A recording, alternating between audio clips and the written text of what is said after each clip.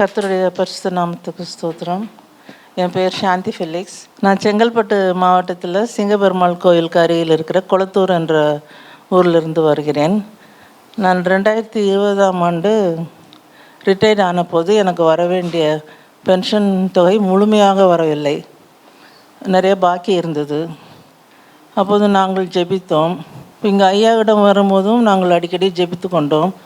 அப்போது ஐயா சொன்ன காரியம், தேவனே உனக்கு உதவி செய்வார், பரிசுத்த ஆவியானவரே எல்லாருடைய மனதிலும் கிரியை செய்து உனக்கு வர வேண்டிய பாக்கி தொகையை கொடுப்பார் என்று சொன்னார்கள். அதே போல் எல்லார் மனதிலும் கிரியை செய்து எனக்கு வர வேண்டிய பாக்கி தொகை போன மாதம் கிடைக்க கர்த்தர் கிருபை செய்தார். அதற்கு கர்த்தருக்கு கொடி ஸ்தோத்திரம். எனக்காக ஜெபித்த ஐயாவுக்கும் நன்றி. கர்த்தருடைய பரிசுத்த நாமத்திற்கு என்றுமே மகிமை உண்டாவதாக. தலைப்பு 1:3 தாசின் கிரிகளை அழிக்கும்படிக்கையே தேவகுமாரன் வெளிப்பட்டார்.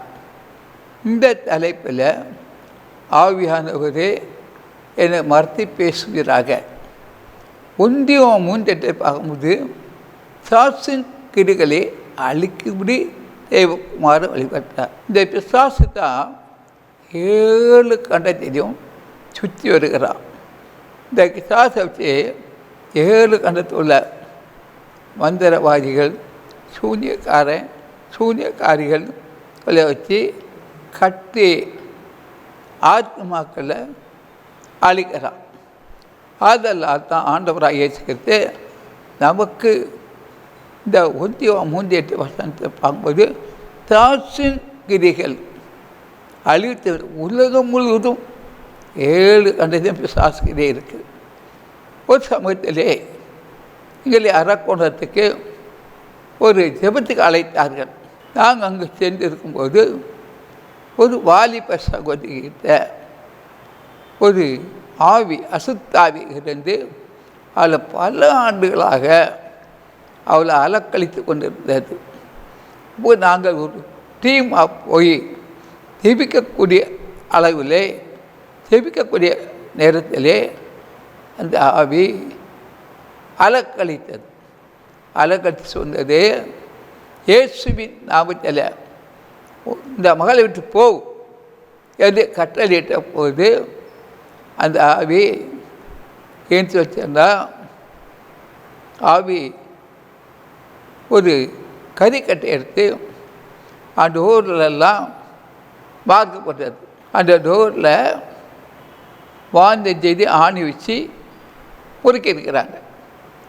அப்போது நாம் அந்த பிசாசு கறிகளை அழித்து ஜெபம் பண்ண உடனே அந்த சகோதர பல ஆண்டுகளாக அந்த ஆவி அது வெளிப்பட்டு அவங்க தோட்டத்துக்கு போனது.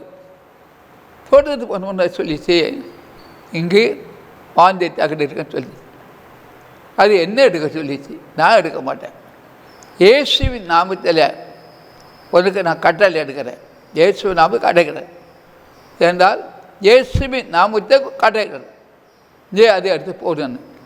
கையில் இந்த ஆயுதமும் ஒன்றும் இல்லை, தன் இரு கரத்தையும் வச்சு மணலை தோடிச்சு. இவளுக்கு ஒரு எம்மி படித்த சகோதரி எடுக்க அதுக்கு பிறகு அந்த தோட்டம் தண்ணீர் பாயக்கூடிய தோட்டம் தான்.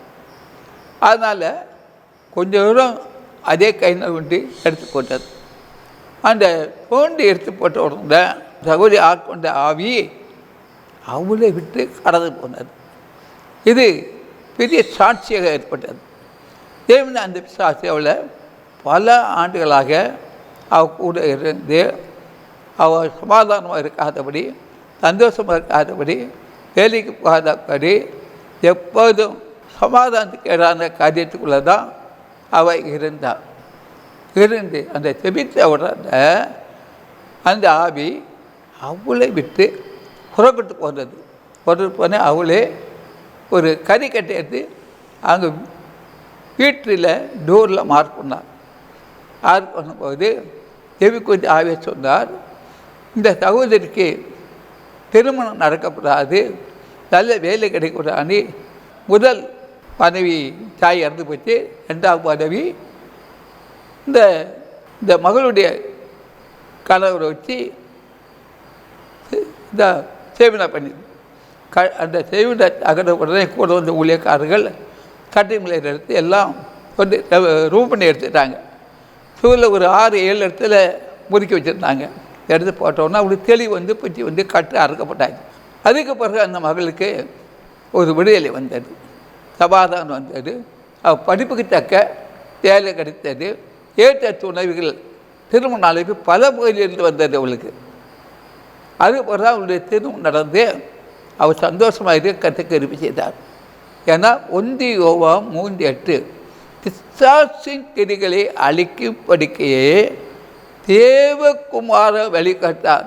நம்ம ஆண்டவராக இயேசு கிறிஸ்து பிறந்த நோக்கமே 7 கண்டத்துள்ள பிசாசு அழிக்க முடியுதான். அவர் இந்த உலகத்திலே பாலகனாக பிறந்தார், வாழ்ந்தார், மரித்தார், விட்டார். கல்வாரி சிலுவையிலே சாத்தானுடைய தலையை நசுக்கி வைத்திருந்தார். சிலுவையிலே சின்னமுடைய இரத்தத்தினால் நாசிக்கப்பட்டது. அங்கே மீட்பு வந்தது, சமாதானம் வந்தது. இதை நம்ம பார்க்கிறோம். அப்படி என்றால் அநேக குடும்பங்களில் பிசாசினாலே கட்டப்பட்டு காது கேட்காதபடி, கண் பார்வையாதபடி, அதே போல் சாப்பிட முடியாதபடி, ஒரு தொழில் செய்ய முடியாதபடி, வேலைக்கு போக முடியாதபடி, அதே போல் குடும்பத்தை சமாதானம் இல்லாதபடி என்ற சாத்தான் வந்து அவங்களை அடிமைப்படுத்தி வச்சிருக்கிறான் என்பது வேதம் சொல்லுகிறது.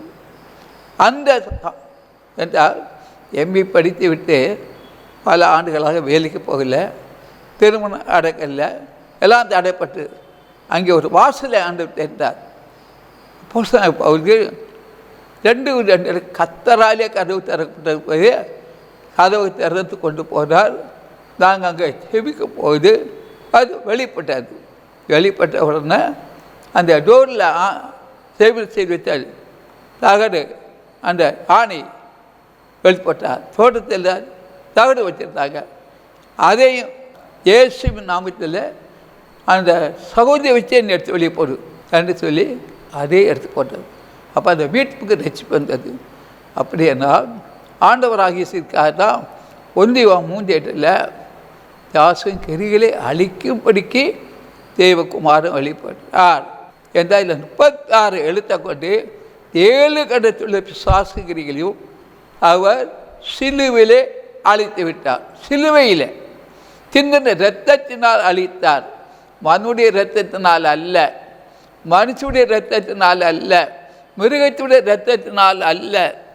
இல்லாவிட்டால் பறவைத்தினால் இன்றைக்கி 7 மந்திரவாய் செய்வேன். மனுடைய இரத்தத்தை பலி கொடுப்பான், மனிதனுடைய இரத்தத்தை பலி கொடுப்பான், மிருகத்துடைய இரத்தத்தை பலி கொடுப்பான், பறவைகளுடைய இரத்தத்தை பலி கொடுப்பான். சபதம் பண்ணுவான், சபதம் பண்ணுவான், சபதம் பண்ணுவான், சபதம் பண்ணுவான், யாகம் செய்வான், யாகம் செய்வான். உன்னை பழிக்கு பழி வாங்கியே தீர்வேன், உன்னை பழிக்கு பழி வாங்கியே தீர்வேன், உன்னை பழிக்கு பழி வாங்கியே தீர்வேன் அது சொல்லி சபதம் பண்ணி காட்டுவாங்க. இந்த கட்டை உடைக்கிற யார்? யார் உடைப்பார்? நசனாய் இயேசுவின் நாமத்தை தான் உடைக்க முடியுமே தவிர யார உலகத்தை ஒருவராலும் உடைக்க முடியாது. கமானாதி கபா சங்கர் இந்த நிகழ்ச்சியை பார்க்குறவரெல்லாம் கருத்தை உயர்த்தி கருத்தை அசு சோதனை எல்லாரும் சோதனை, எல்லாரும் எல்லாரும். அப்போ கட்டு உடைக்கப்பட்டது. அது சிலுவிலே சிந்தன இரத்தத்தினால சாத்தான் அந்த கட்டு உடைக்கப்பட்டது. ஒரு மகளுக்கு விடுதலை கிடைச்சது, திருமணம் நடந்தது, நல்ல வேலை கிடைச்சது. அவள் ஆசீர்வாதமாக இருக்க காத்து செய்தார். இந்த நாளிலே சகோதரி எனக்கு ஃபோனில் தொடர்பு கொண்டது. தாம்பரத்தில் முடிச்சு ரோட்டில் இருக்காங்க. அவளுக்கு கொஞ்சம் அக்கா கூட எல்லாம் குறைவு, மிகவும் கஷ்டப்பட்டு இருக்கிறார். இந்த சூழ்நிலையிலே எங்களை அங்கே ஜெபத்துக்கு அழைத்தார்கள். நாங்கள் அங்கே சென்றோம். ஆண்டு சொன்னார், மகளே வயிற்றுக்கு ஒரு பூச்சி இருக்குது, அது வெளியே வந்து உடனே உன் சரீரத்தில் உள்ள பாடுகள் வெளிவெல்லாம் போயிடும் என்று சொன்னார். அந்த வயிற்றுக்கு பூச்சி வெளியே வரும்படி இந்த வசந்தத்தை தான் 1 யோவான் 3:8 வருஷம் கொண்டு தாசின் கிரிகளை அழிக்கும்படி தேவகுமாரன் வழிபட்டான் சொல்ல வசத்தை வச்சு ஆலோசனை ஜெபம் பண்ணோம். இந்த காலை இந்த சௌகரி ஃபோன் பண்ணுறாங்க, 3 நாளுக்குள்ள அந்த பூச்சி பாருங்கன்னு சொன்னார் என்று சொல்லி டெஸ்ட் பண்ணிப்பாங்க. அந்த பூச்சி வந்துட்டு அல்லேலூயா அல்லேலூயா அல்லேலூயா. அருமையான தேவை சென்னவை.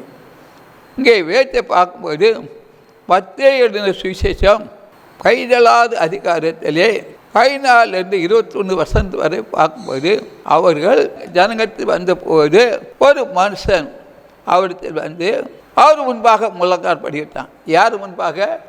இயேசு அப்பாவிட்ட முன்பாக முழங்கால் படியிட்டான். ஒரு மனுஷன் படியிட்டு, ஆண்டவரே என் மகனுக்கு இறங்கும். முதல் வார்த்தை என்ன சொல்கிறான் அந்த மனிதன் முழங்கால் பட்டு? என் மகனுக்கு இறங்கும். இறங்கிறது அவன் இயேசு கிறிஸ்து தான் இறங்காது. உலகத்தில் ஒரு மனிதன் இறங்க மாட்டான், இறங்க போகிற இல்லை. அவர் அதனால்தான் அவன் சொன்னான், அவர் முன்பாக முழங்கால் பட்டு, ஆண்டவரே என் மகனுக்கு இறங்கும், இறக்க இறங்கும் என்று கேட்குறான். அங்கே பார்க்கும்போது என் மகனுக்கு இறங்கும். அவர் முன்பாக முழங்கால் படிட்டு, ஆண்டவரே என் மகனுக்கு இறங்கும். அவன் சந்திர ரோகியாய் கொடிய வேதனைப்படுகிறான். அடிக்கடி தீயிலும் அடிக்கடி ஜலத்திலும் விழுகிறான். அவருடைய இந்த அசுத்தாவி அவனை தீயிலும் விழ செய்து தண்ணியிலும் விழ செய்யுது. எந்த ஸ்பாட்டில் எங்கேனாலும் விழுவான். அது இந்த அலக்கழிக்கிற ஆவி. அப்போது அவனை உம்முடைய சீசடத்திலே கொண்டு வந்தேன், அவனை சுத்தமாக்க கூடாமல் போயிட்டு. அவர்கள் அந்த சந்திரோயா வியாதி இருந்தவனை சீசிட்ட கொண்டு போனாங்க. அவர்களால் சுத்தமாக்க கூடாமலே போயிட்டு என்றான். இயேசு பெருத்தரமாக, விசுவாசமில்லாத மாறுபாடு உள்ள தந்தையே, அதை எது வரைக்கும் நான் உங்களோடு இருப்பேன்? எது வரைக்கும் நான் உங்களிடத்தில் பொறுமையாக இருப்பேன்? அவரை என்னிடத்தில் கொண்டு வாருங்கள். கமானாரி கரவா சங்கரவையா சீசட்டை கொண்டு போனாங்க. சீசுகள் எப்படியாவது விடுதலை வாங்கி கொடுப்பார்கள் சொல்லி சீசட்டை கொண்டு போனாங்க. ஆனால் சீசுகளை கூடாமல் போயிட்டு.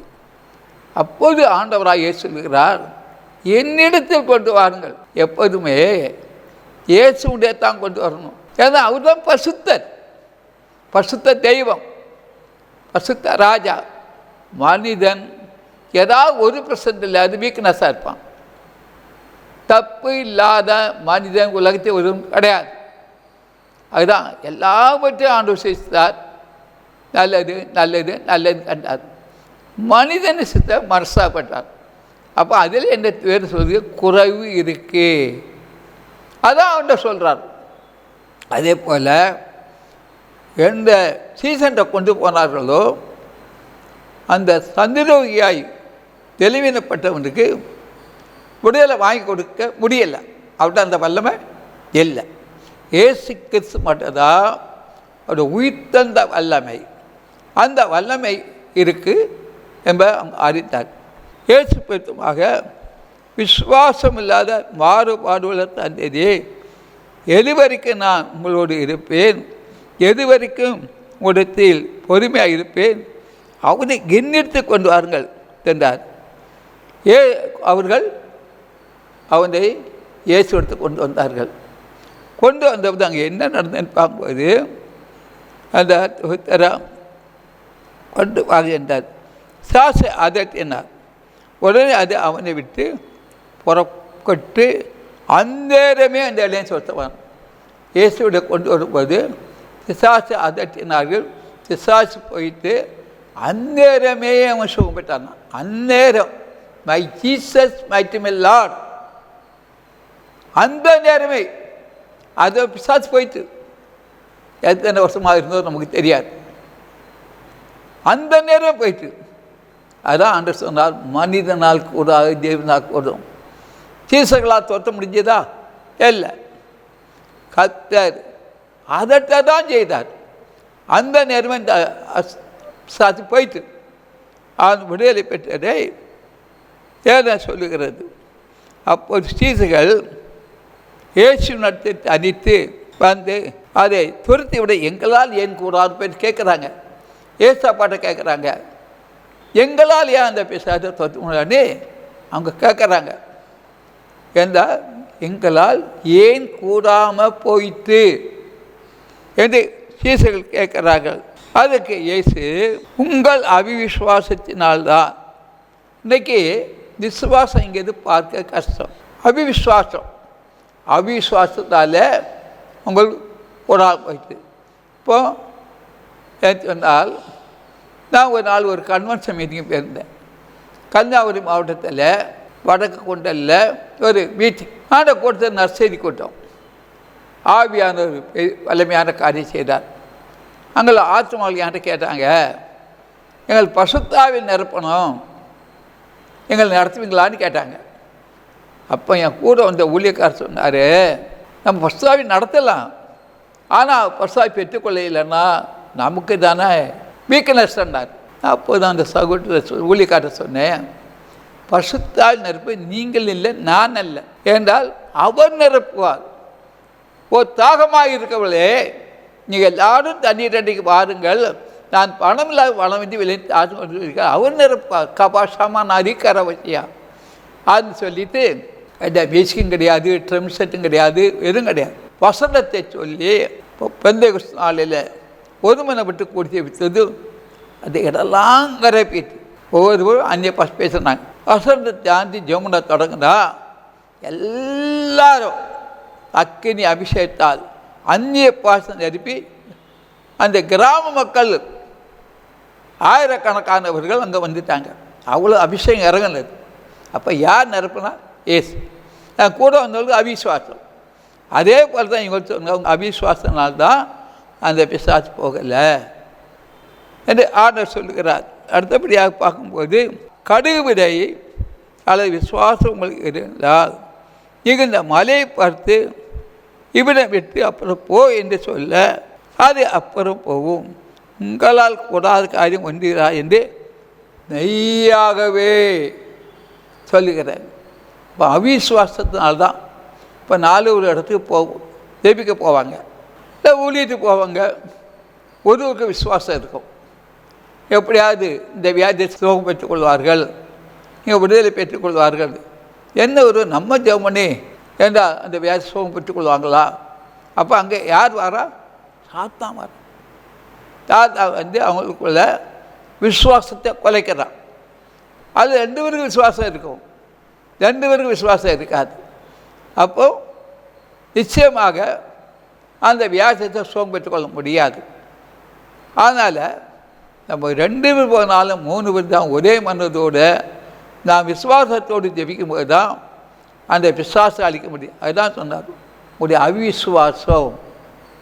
அப்படி நிறைய இடங்களில் அடைக்கினால்தான் பல மணி நேரம் ஜெபித்தும் அவங்க எதிர்பார்த்த ஆசீர்வாதத்தை பெற்றுக்கொள்ள முடியவில்லை என்று வேதம் உறுதிப்படுத்துகிறது. இந்த ஜாதி பிசாசு ஜெபத்தினாலும் போத்தினாலும் என்று புரட்டு போகாதான். அப்போ சாதி பிசாசு போனோம்னா நம்முடைய வேதத்தை மத்திய பெண்ணில் இந்த ஜாதி பிசாசு ஜெபத்தினாலும் உபவாசத்தினாலும் என்று போகாது என்று ஆண்டவர் சொல்கிறார். அப்போ உபவாசத்தோடு ஜெபிக்கணும். இன்றைக்கி அநேக ஆலயங்களில் பசுத்த உபவாச ஜெபம் என்று நம்ம தலைப்பு கொடுக்கிறோம். கோவில் 14 பசுத்த உபவாச ஆலயம் நீங்கள் தேசித்த ஆசிரியப்பை கொடுங்கள், 30 தேசத்து கொடிகளையும் ஆலயத்தை கொடி வச்சு கூப்பிடுங்கள். 100 இடத்த உறுதிப்படுத்தி ஜெபிக்கிறோம். அப்போ எல்லாரும் உபவாசத்தோடு போகும்போது அங்கே என்ன நடக்கும்? தேவனுடைய மகிமையை காண முடியும். அதில் பாதி பேர் உபவாசத்தோடும் பாதி பேர் உபவாசம் இல்லாமல் போட்டால் நிச்சயமாக எதிர்பார்த்த பலனை பெற்றுக்கொள்ள முடியாது. அல்ல மூக்கு முட்டை சாப்பிட்டுட்டு போனால் அவிசுவாசம் தான் வரும், விசுவாசம் இருக்காது. விசுவாசத்தில் இருக்கிறவர்களையும் அவிசுவாசத்தை உள்ள கெடுத்துருவாங்க. ஆனால் அவங்க தான் முன் அதை பேக்க தூக்கிட்டு போவாங்க. அப்படி கிடையாது. இன்றிலிருந்து உலகம் முழுவதும் பார்க்குறீங்க, நல்லது. வாச ஜபம்னா வாசபந்தான், முழுகிற ஜபம்னா முழுகிற ஜபம் தான், நச்செய்தி கூட்டம்னா நச்செய்தி கூட்டம் தான், அபிஷேக கூட்டம்னா அபிஷேகம் தான். ஒரு விலை ஆண்டு தருவார் என்று நீங்கள் போனீங்கன்னா நிச்சயமாக அற்புதம் செய்வார். அதில் இன்று நீங்கள் ஒரு முடிவுக்கு வரணும். என்ன முடிவுக்கு வரணும்னா, ஆண்டவரே நம்ம உபாசி செபிக்க போகிறவங்க விலையில் நினைக்காதுங்க. பலத்தை ஆண்டவர் தருவார், சுகத்தை தருவார், ஆரோக்கியத்தை தருவார். பலப்படுத்த கிறிஸ்துனால் எனக்கு எல்லாம் செய்ய பலம் உண்டு பவுல் சொல்கிறார். அவ்வளோனா நம்ம உபாசி பலப்படுத்தி உபாசத்தை நமக்கு அங்கே அறுவடை தருவார், முன்மாதிரி ஊற்றுவார், பின்மாதிரி அபிஷேகம் இறங்கமான அதிகாரவையா. அதனாலாம் பல ஆண்டுகளுக்கு முன்னே தஞ்சாவூரில் ஆசீர்வாத முகாம் நடக்கும் பொங்கல் சீசனில், பொங்கல் பண்டிகையில். அதுக்கு நாங்கள் ஒரு டீமாக போதால் அங்கே அந்த ஆராயில் அபிஷேகம் இறங்கும். எந்த எல்லாம் உபாசம் ஒரு மனோடு எழும்போது அங்கே வானத்துக்கும் பூமிக்கும் மிடில் நிற்பது போல இருக்கும் பிரசனம். கமான அரிக்கவா சங்கரவாதி கரவத்தியா. அப்படிப்பட்ட பிரசனக்குள்ள விரும்பி வழிபடி கிருபை செய்கிறார். அந்த அனுபவத்தில் அதே போல் தொடப்பட்டிருக்காங்க, அதே போல் வளர்ந்துருக்காங்க, இன்னும் ஆசீர்வாதத்தோடு இருக்காங்க.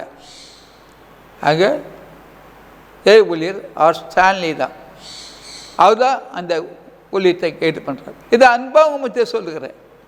அப்படி என்றால் ஒரு மன்னத்தோட 1000 பேரில் 10,000 லட்சம் அசைக்கப்படும். ஆவியான அசைப்பார், நீங்கள் அசைக்க முடியாது, ஊழியக்காரர் அசைக்க முடியாது, தேவன் அசைப்பார். எந்த காட்டெல்லாம் அறுத்து எறியும், தாசு ஓடிடும், தேவனை ஓடிடும், மாந்திரம் ஓடிடும், துள்ளி சொல்லி ஓடிடும், குட்டிச்சாதான் ஓடிடுவான், எல்லாம் ஓடிடும். அப்போ அங்கே என்ன வரும்? மீட்பு வரும், சமாதானம் வரும், சந்தோஷம் வரும். அதான் சொன்னார். ஒட்டியில் தாசுக்கிறீர்கள் அழிக்கும்படி தேவகுமார் வழிபட்டார்.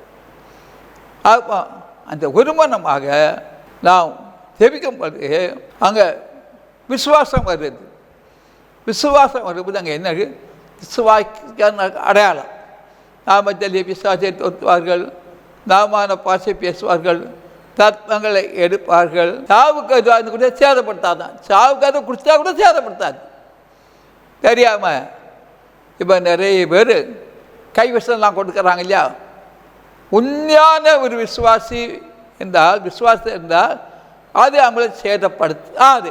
அரைக்குறையாக இருந்தால் தான் சேதப்படுத்தும். அங்கே 50%, இங்கே 50% கூட. ஒரே விசுவாசம். கமான் அதிகரவா சங்கரவாதி கரவத்தியா.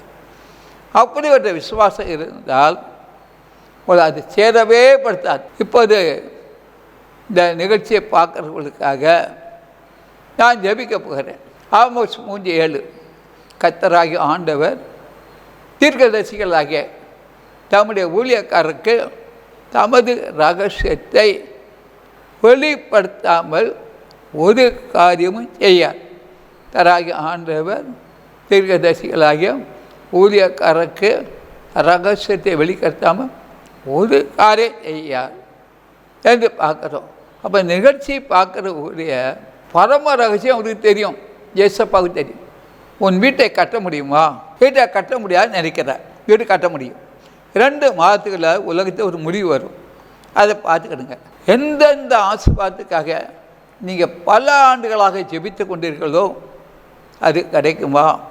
இல்லை கிடைக்காதா? கிடைக்கும். இப்போது 3 சம்பவம் உலகத்தில் நடக்கப் போகுது. இதை நீங்கள் எல்லோரும் பார்ப்பீங்க. அழுக்க வருஷத்தை கட்டிட்டு நான் ஆலயத்து போகிறேன், தேவனை ஆராய்க்கிறேன்னால் ஒரு மீட்பும் வராது, சமாதானம் வராது, சந்தோஷம் வரும். பெருங்கூட்ட ஆத்மாக்களை அதிசய பெற கூட்டி சேர்த்து விட்டார். இதை 7 கண்ட மக்களும் அதை பார்ப்பாங்க. நான் இந்த ஊழியத்தை என் உள்ளங்கையில் வரைந்திருக்கிறேன் என்று கர்த்தர் சொல்லுகிறார். கோடாரி எடுத்து பல பகுதியிலேருந்து வெட்டினாங்க. ஊழியக்காரர் மறித்து போகணும், ஊழியம் நடக்கணும். நான் உள்ள வெட்டிட்டேன். இப்போ துறவில் நிறைய தண்ணி பொங்கி பாயுது. குடிக்க பாய்க்க பாய்க்கவாதிகளும் வராங்க. இப்போ ஒரு வியாதி ஒருக்கு வலது கையில் இருக்குது. அது நீங்கள் அதான் இப்போதே இந்த நிகழ்ச்சியை பார்க்கும்போது அவருடைய வலது கையில் இருக்கிற வியாதி அப்படியே கடந்து போகுது. ஒரு குறை அவருடைய வாழ்க்கையில் இருக்குது. அந்த குறை நிறைவாக்க முடியுமா? நிறைவாக்க முடியாதான் வருவேன் நினைக்கிறாங்க. எந்த குறை இருந்தாலும் இயேசு இருக்காது. உன் சரீரத்தை ஒரு குறை இருக்குது, அதை யாராவது நிறைவாக்க முடியுமா என்று நினைக்கிறார். நான் நிறைவாக்குவேன் சொல்லுகிறேன். இந்த நாள் அந்த குறை உன் சதி இருக்காது. ஒரு கால் வீங்கி சரியாக நடக்க முடியலை பல மாதங்களாக. அந்த காலுக்கு வரவுள்ள பலவீனத்தை இன்று முதல் நீ நடப்பாய். கர்த்தர் உன் மேய்ப்பராக இருக்கிறார். நீ தாட்சி அடையவில்லை. படைகள் திரண்டுவது போல உலகத்தில் ஆத்மாவை திரண்டு வராங்க. வேலைக்கு வரக்கூடிய பாதுகாக்கிறான்.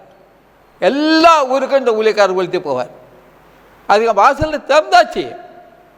ஒரு சொட்டு ரத்தம், கிறிஸ்துவ ரத்தம் இந்த ஊழியத்திலே பாய்ந்திருக்கு. அதனால் எல்லா இடத்தும் ஒழித்து போகணும். தேவிச்சு தான் தலையிலேருந்து பாதை வரை இந்த ஊழியக்காரருக்கு எப்பவும் ரத்தம் பாய்ந்துக்கிட்டே இருக்கும், இயேசு ரத்தம். அதனால் எந்த விக்கிரகமும் இந்த ஊழியக்காரத்தோடாது. விக்கிரக தான் விக்கிரகம் வச்சு எத்தனை கட்டுனாலும் 7 கண்டத்தில் உள்ள மந்திரவாதி சூன்யக்காரன் எல்லாம் இயேசுவின் நாமத்தில் அழிந்து போயிட்டு கோராடி எடுத்து வெட்டுவது போல் நான் உங்களை திருப்பி வெட்டிட்டேன். பிரயாணம் எல்லா ஊருக்கும் இருக்குது. இப்போ தூதர்கள்லாம் நிறைய பேருங்க வந்திருக்காங்க. வேத வசனம் கண்டு எல்லா இடம் புறப்பட்டு போயாச்சு. முன்னாள் வேகத்தில் உலகத்தில் பல சம்பவம் நடக்கும். இதை கண்டு உலக மக்கள் கலங்குவார்கள். வியாதி என்னென்ன வியாதி ஒன்று தெரியாது. அப்படிப்பட்ட வியாதி வரும். ஒரு இலக்கந்தி மறு இலக்கு வரையிலும் ஆண்டோடைய நாமம் மகிழ்ப்படும். சபைகளில் ஆஸ்வாதம் ஒன்று ஜெபிக்கிறாங்க, நல்லது. சபைக்கு ஆஸ்வாதம் வரும்னா ஒருமனம் கிடையாது, ஒற்றுமை கிடையாது, விசுவாசம் கிடையாது. எப்படி சபைக்கு ஆஸ்வாதம் வரும்? ஒருமனம், ஒற்றுமை, விசுவாசம் ஜெபித்தா வரும். ஒரு வலது கையில் ஒரு வியாதி இருக்குது, அது போகுமா? போகாத. இப்போதே போயிட்டேன், வலது வியாதி போயிட்டு 8 நாட்கள் ஒரு வீட்டில் ஒரு மகளுக்கு ஏற்ற தோன்றை வரை நான் ஆயத்தப்படுத்துவேன். திருமண காரியம் உருவாக்கப்படும். பெண் குழந்தை பிறந்துட்டேனே, ஒருவர் கஷ்டப்படுறாங்க. என் வீட்டில் பெண் குழந்தை பிறந்துட்டேன். அந்த குழந்தை ஆசீர்வதிக்கப்பட்ட குழந்தை. நீ பெண் குழந்தை பிறந்துட்ட, நீ மன கவலைப்படாத. அது ஆசீர்வதிக்கப்பட்ட குழந்தை, அது நல்ல குழந்தை, அது உனக்கு என்றும் ஆசீர்வாதமாக இருக்கும் எது கத்த சொல்கிறார். இப்போது துறவில் தண்ணி பொங்கி பாய போகுது. குடிக்கிறவர்கள் பாய்க்க வாங்க பாய்வதிகள் வெள்ளம்போ சாத்தா வந்தாலும் ஆவியான கொடியேற்றுவா. கேட்கிற எவனும் தெத்து கொள்ளுகிறான், தேடுகிறவன் கண்டாடிக்கிறான், தட்டுமுன் திறக்கப்படும். என் நாமத்தை இங்கே எதை கட்டான் செய்வேன். ஒரு கிழக்கு பகுதியில் ஒரு வீட்டில் கிழக்கு போய் அர்ப்பணம் இருக்கும். அந்த ஆச்சரியப்படுவாங்க. சுவிசேஷ வேலையில் அர்ப்பணம் செய்வேன். இந்த நிகழ்ச்சியை பார்க்குற ஒவ்வொருவரையும் இயேசு கிறிஸ்து நாமத்தில் ஆசீர்வதிக்கிறோம். நீங்கள் இந்த ஊழியத்துக்காக செபிங்கள். ஏற்பட்டா தொலைக்காட்சி நிகழ்ச்சியை காணிக்க அனுப்புங்கள். கர்த்தர் உங்களை ஆசைப்பார். ஆமே ஆமே. மேலும் தேவ ஊழியரை நீங்கள் தனித்தனியாக சந்தித்து ஜெபிக்க விரும்பினார் ஒவ்வொரு நாளும் அதிகாலை 5 மணி முதல் காலை தொழுகையில் நீங்கள் கலந்து கொண்டு சகோதரர் அவர்களை சந்தித்து ஜெபித்துக் கொள்ளலாம். மேலும் விவரங்களுக்கு தொடர்பு கொள்ள சுவிசேஷகர் எஸ் தங்கசாமி, தொலைபேசி எண் 26574550, 26574551, செல்போன் 9383344445. புத்தூர் அதிசய பராக்கா தீர்க்க தரிசன ஊழியங்கள் நடத்தும் பரிசுத்த உபவாச ஜெப கொடுகை நடைபெறும் இடம் அதிசய பராக்கா தீர்க்க தரிசன ஊழியங்கள் 71 மௌனசாமி தெரு, அம்பத்தூர் ஓச்சி. இதில் சிறப்பு ஜெபம் மற்றும் தேவ செய்தி அளிக்க இருக்கின்றவர் தீர்க்கதரிசி சுவிசேஷகர் எஸ் தங்கசாமி அவர்கள். அன்பானவர்களே, இந்த உபவாச கூட்டத்தில் கலந்து கொண்டு தேவ ஆசீர்வாதங்களை பெற்று செல்ல அன்புடன் அழைக்கப்படுகின்றீர்கள். ஜெபத்தேதிகளுக்கும் மேலும் ஆலோசனைகளுக்கும் நீங்கள் தொடர்பு கொள்ள வேண்டிய முகவரி சுவிசேஷகர் எஸ். தங்கசாமி, 71 மௌனசாமி தெரு, ஆம்பத்தூர், ஊச்சி, சென்னை 53.